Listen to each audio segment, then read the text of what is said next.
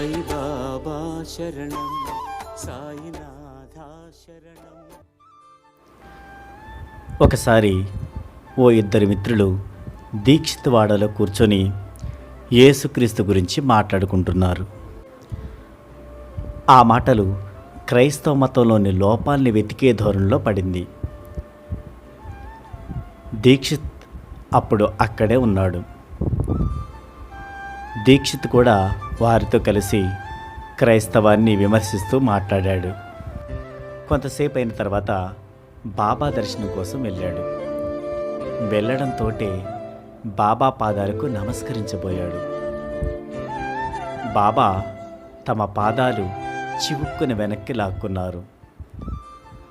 సాయి ప్రతినిత్యం తరచూ చెప్పే సలహాకి వ్యతిరేకంగా ప్రవర్తించానని, ఆ చర్యతో వెంటనే దీక్షిత్కి అర్థమైంది. తన తప్పును క్షమించమని మనసులోనే సాయిని ప్రార్థించాడు.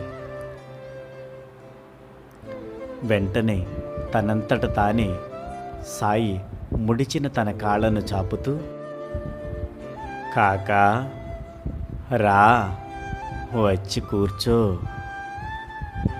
ఎవ్వరిని పొగడవద్దు,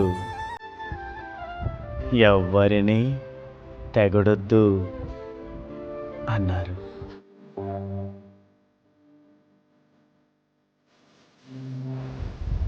ఇతరుల గురించి మంచిగా మాట్లాడేవారు చాలా తక్కువ.